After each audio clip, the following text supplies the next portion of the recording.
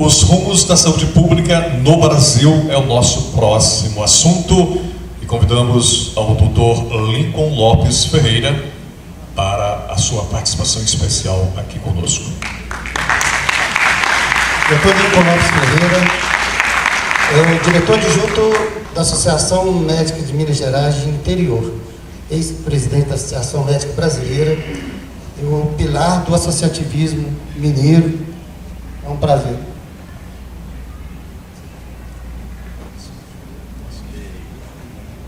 Pessoal, bom dia, quase boa tarde, muito obrigado a todos. Eu gostaria de inicialmente iniciar,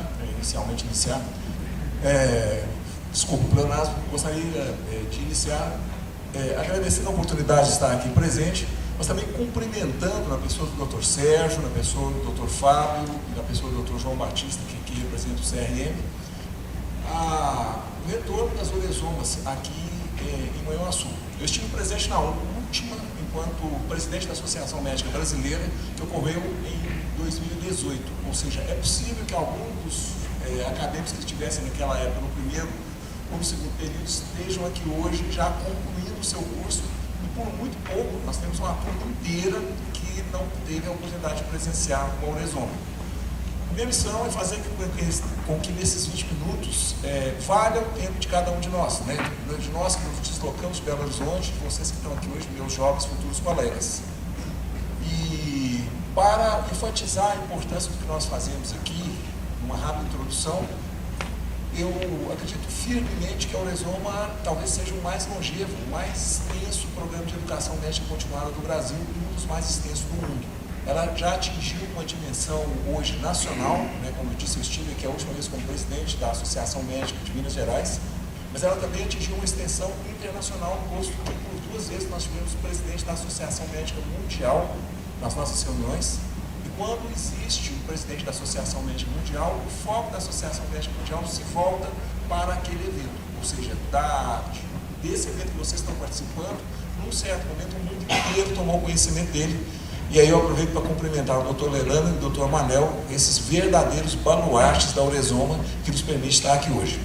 Eu vou falar sobre as perspectivas do rumo da saúde pública no Brasil, ou seja, eu vou falar, meus caros jovens e futuros colegas, exatamente daquilo que vocês poderão ter ou não num futuro próximo, dependendo das decisões que nós conjuntamente, como classe, como sociedade, tomarmos. Eu tenho a declarar um conflito de interesse. Eu sou candidato nessa eleição a um cargo eletivo em Belo Horizonte, então é a única referência que vai ter a isso, mas eu tenho que declarar publicamente. É o único conflito de interesse em relação a isso, e que não é exatamente um conflito de interesse, mas entendam bem, nós vamos colocar aqui um processo extremamente amplo, multivariável, visto do ponto de vista de uma única pessoa. Obviamente, então, não tenho pretensão nenhuma de ter verdades absolutas, mas de tentar dar, a partir dessa experiência, que foi da Associação Médica Mineira, da Associação Médica Brasileira e de uma Associação Médica Continental denominada Confemel, no qual eu fui presidente durante toda a pandemia, e nós discutimos, então, saúde pública em todo o continente sul-americano, trazer aqui alguma das nossas visões para vocês, tá? No fundo da cidade de Manhuaçu, né? E a gente vem do associativismo, gente, e é fundamental. O associativismo, nós temos grandes causas a defender, né? O médico, a saúde, a medicina e a saúde da população, entendendo-se a população, não o que está daquela porta para fora, mas é o que está daquela porta para fora também. A população somos nós não podemos perder em momento nenhum a nossa condição de seres humanos e pacientes em potencial. Né? Ou seja, o que vale a pena sair de Belo Horizonte e vir aqui conversar para os meus jovens e futuros colegas? Vocês vão tomar conta da gente, simples assim. E se a gente não tomar muito bem conta de vocês hoje, imagina o que vai acontecer no futuro, né? E o associativismo está aí. Essas são fotos pessoais de São Raimundo Donato, no Piauí, onde mostra as pessoas se associando para caçar, e algo me diz, eu posso interpretar que aquele ali é um parto, né? Ou seja, o ser humano sempre cuidou da saúde dos seus semelhantes. Nossa questão médico-paciente na atualidade, extremamente tumultuada, um tal da aldeia global, coisas vindo à torta direito, e uma preocupação bastante assim, frequente de manchar a imagem do médico. Então, nós estamos nas nossas mãos, vocês, futuros médicos, uma responsabilidade muito grande, que é de restaurar esse caminho, e que demora um pouco, tá? O dano feito à imagem do paciente, quer dizer, como o médico está sendo visto hoje, ele é eternamente o vilão, é a pessoa que só pensa em ganhar dinheiro, que só pensa em criar situações desnecessárias, visando lucro, e nós sabemos que absolutamente, não é que não, isso não existe, mas isso é a exceção da exceção da exceção. A imensa maioria dos médicos trabalha diuturnamente, de forma ética, de forma consciente, visando o bem do seu paciente. Tá? Nós estamos em pleno século XXI, a gente tem memórias, a gente tem as nossas fincas, porém, não adianta, a tecnologia está aí o tempo inteiro, né? Vocês viram hoje no começo, eu gosto muito do drone, eu trouxe aqui de forma a retratar todo, depois nós vamos publicar tudo, não quis continuar perturbando, mas é o século XXI, a gente grava imagem 8K, 4K, dentro dos nossos celulares tem aí uma tecnologia superior a que o homem levou o homem à Lua, e aí, olha bem, né? Eu gosto de ressaltar aqui apenas os tempos, né?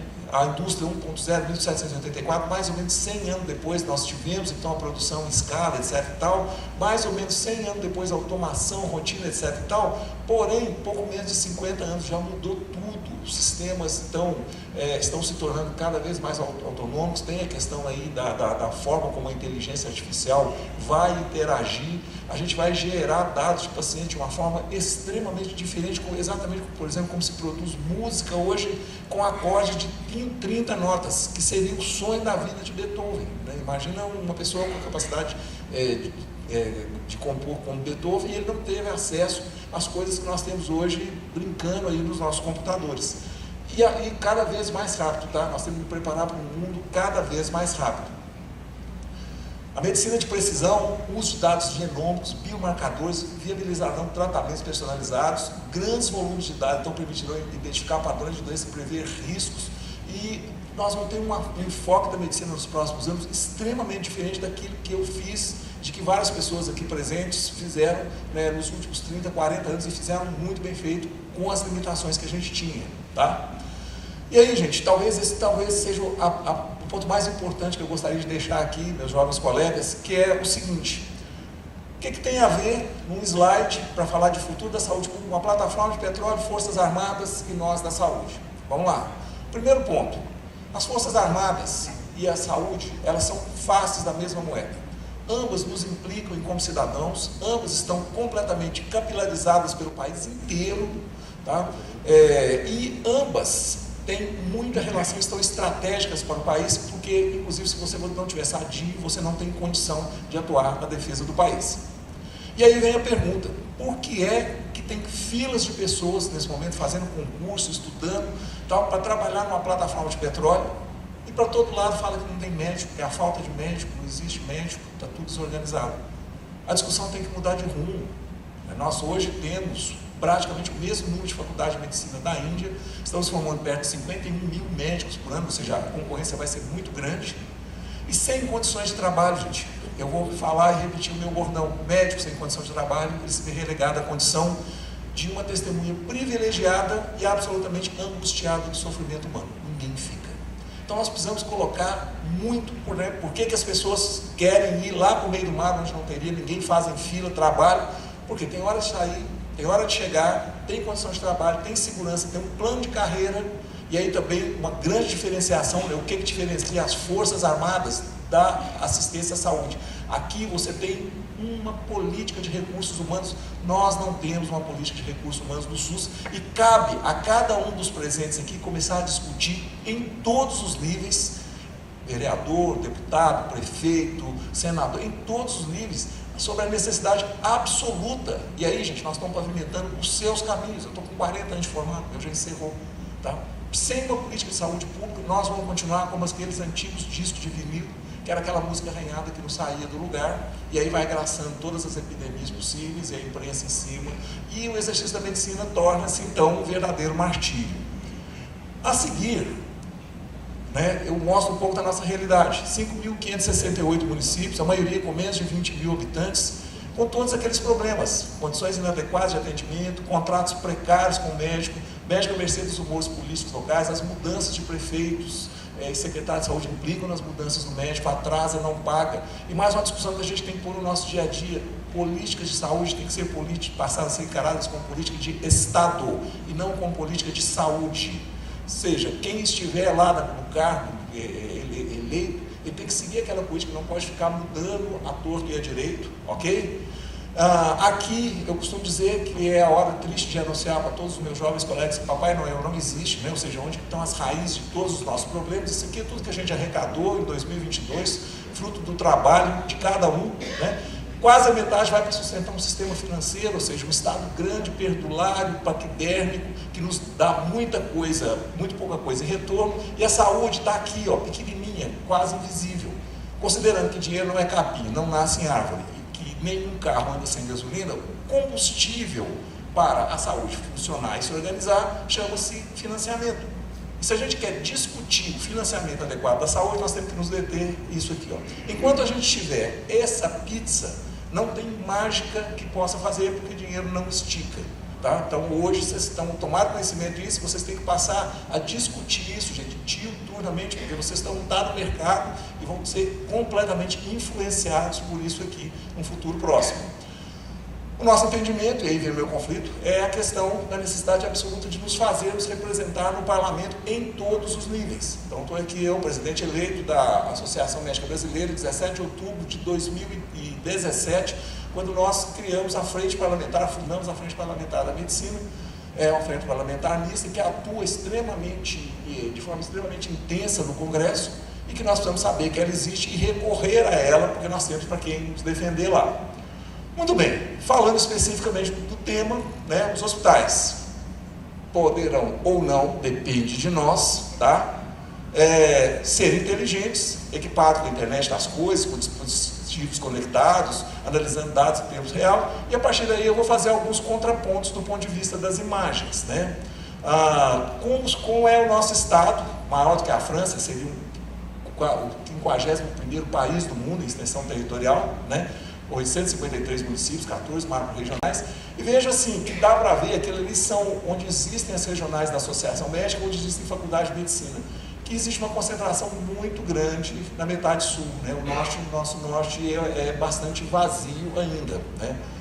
Da mesma forma, os 480 hospitais do estado, né, que prestam serviço para o SUS, eles se distribuem, né, parece um pouco mais homogêneo, mas é sempre uma concentração maior nessa região centro-sul, mostrando que isso já não deixa de ser um reflexo do país como um todo, que é a falta de homogeneidade na disponibilidade dos recursos. E aí eu faço a contraposição, né? Ou seja, os futuros hospitais, projetos arquitetônicos, infraestrutura focada no conforto e no bem-estar dos pacientes, quartos privados, espaços verdes, e na nossa realidade no dia a dia, infelizmente, é isso aqui, é coisa vazando, é animal, é falta de conforto térmico, etc. e tal. Até quando? Até quando nós vamos continuar, né, no final do século XIX ou no começo do século XX? Se a gente, como sociedade, não demandar, nós vamos continuar, mas a nossa perspectiva pode ser essa. Da mesma forma, os hospitais serão integrados ao serviço comunitário de atenção primária, oferecendo um contínuo de cuidados, focalizados na prevenção e gestão de doenças crônicas, né? O colega disse muito bem, nós fizemos aí em pouco menos de 200 anos o que a Europa gastou, em um pouco menos de 50 anos, o que a Europa gastou 200 do ponto de vista de envelhecimento. Tem que mudar tudo, os programas são focos de prevenção e gestão de doenças crônicas. E aí, mais uma vez, qual é o hospital que nós queremos trabalhar, né? Se é essa estrutura que é compatível com o século XXI, compatível com a dignidade humana e nossa dignidade, de todos da dignidade dos trabalhadores da saúde, ou se é eternamente viver dessa forma aqui, improvisada, que está tudo ruim para todo mundo, ruim para o acompanhante, pior para o paciente, ruim para o médico, ruim para o enfermeiro, para todo mundo, né? Para exercer a medicina com dignidade, é fundamental, gente, termos boas condições de trabalho. E aí eu tenho uma notícia curiosa, né, especialmente para os jovens. Eu já fui jovem. E um dia eu estava sentado aí onde vocês estão e tinha uma pessoa de cabeça branca falando lá na frente dos desafios que a gente ia enfrentar. Só, gente, que num piscar de olhos, a pessoa de cabeça branca sou eu, né? Não tem mais a disponibilidade de ir para a rua, puxar faixa, etc. e tal, né? Até que o joelho não permite mais, mas passa muito rápido. Portanto, aproveitem o seu tempo, tá? Aproveitem, carpe diem, aproveitem o dia de hoje. Fundamental, nós estamos aqui num programa de educação continuada é fundamental, né, sobre hábitos saudáveis, autocuidado, etc e tal, e a gente tem duas palestras magníficas aqui hoje, e eu faço isso aqui, o meu mantra. Eu sou o mais velho da academia, é muito melhor ser o mais velho da academia do que o mais jovem do asilo. Eu não esqueço isso, levanto e penso isso todo dia. Lá vou eu para a academia, não tem problema, chego o vovô lá e estou feliz, tá? Muito bem, do ponto de vista de quem gosta de cirurgia, como eu, né? Cirurgias estão robóticas, precisas, menos invasivas, né? O tempo de recuperação, tudo melhor desse. Mas os robôs também serão usados em tarefas administrativas e logísticas, ou seja, a saúde tem um histórico de que a incorporação tecnológica não implica em substituição de pessoas, mas essa lógica está mudando. A gente é o segundo maior empregador do país, só perdemos a construção civil, e 8,5% do PIB, tá? Mas essa lógica aí pode mudar, então vocês, por favor, se preparem e sejam ótimos médicos, porque para ótimo médico nunca vai faltar lugar, tá? Porque várias tarefas serão substituídas por robôs. E aí, mais uma vez, a gente tem lá uma cirurgia robótica, aquela cirurgia que eu aprendi na minha residência, quando conheci o Dr. João Batista, 42 anos atrás, quando a imensa maioria dos meus jovens colegas, como diz, nem na prancheta estava. Da mesma forma, cibersegurança para a questão de dados, né, é uma norma. A gente tem aí hoje a nossa LGPD, tem a GDPR na Europa. Isso aqui é uma coisa fundamental, a gente vai ter que lidar com isso. As multas são muito pesadas, né? E o que a gente quer, obviamente, é esse padrão de organização, mas mais uma vez o que a gente encontra no nosso dia a dia, esses amontoados, etc. e tal. E que se a gente não souber que aquilo ali está errado, a gente vai acabar se acostumando com isso, né? Ou seja, a gente tem que ter essa visão de o rumo que a gente vai tomar proximamente. No futuro, os hospitais serão mais integrados, eficientes, centrados no paciente, porque afinal de contas, né, o paciente não é só um paciente, ele é o amor de alguém, né? A gente vai usar as tecnologias avançadas ou não para melhorar a qualidade e acessibilidade aos cuidados e das condições de trabalho ou não. Depende de nós, mais uma vez, tá? O que podemos fazer para que essa utopia hoje se transforme em realidade? Lembrando que o futuro, gente, não está lá no futuro. Como nós vamos estar daqui 6 meses, daqui a um ano, está sendo reduzido nesse momento. Lembre-se disso, tá? O futuro não está no futuro, o futuro está aqui. Tudo bem que quanto mais distante, menos presente ele se faz. Mas como cada um vai estar aqui daqui 1 ano, 2 anos, depende da decisão de hoje, tá? Esse slide está errado. Mas ele ficou tão interessante e errado que eu não quis mudar. Como é que a gente levanta de casa todo dia para ir trabalhar, né? O que seria a nossa expectativa? Obviamente, trabalhar num lugar organizado, com as condições de trabalho adequadas, com os pacientes bem cuidados, etc. e tal, né? E o que, na realidade, que a gente encontra na realidade? Corredores cheios, demandas acima da nossa capacidade, falta de equipamentos, falta de medicamentos e tal. E como ele ficou errado, mas ele ficou certo, porque o que eu queria, tá, é que a gente fizesse disso a nossa realidade. Por isso que eu falei, não vamos mudar, vamos manter, entendeu? Vamos deixar que a gente saia, né, com as nossas lembranças do que foi, mas com uma realidade nova. E nós temos condição de fazer isso. A nossa sociedade tem plena condição de fazer isso. Ou seja, o desafio aqui, que eu deixo por último, é que a gente deixe a condição de país grande e de povo grande para cumprirmos o nosso destino, como um grande país e um grande povo. Mais uma vez, Sérgio, parabéns, muito obrigado a todos pela atenção e sigamos juntos, tá? Obrigado.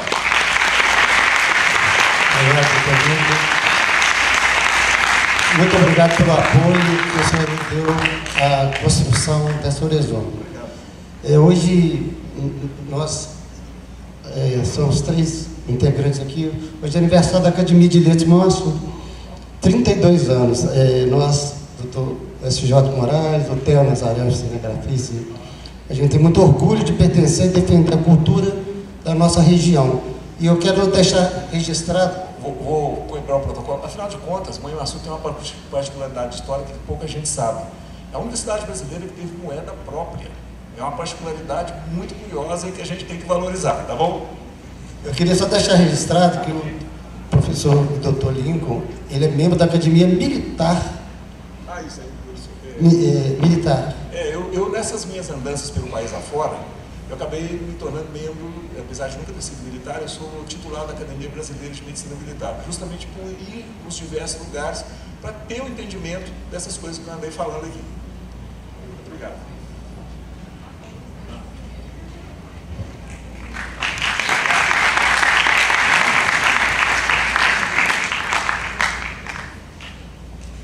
Muito obrigado, então, mais uma vez ao Dr. Lincoln Lopes Ferreira. Os rumos da saúde pública no Brasil.